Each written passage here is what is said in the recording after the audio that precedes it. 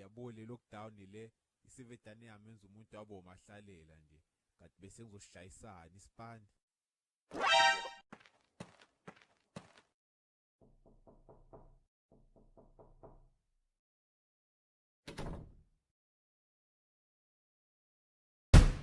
Yabo wena phari yazi ungijwayela kabi uba uthengene yabo kwalahle something like ebheni yami uzokukhahlela uzobona. Hawu ayibo mahlalele uyazi nje nawe uthi awunalutho la endlini yakho.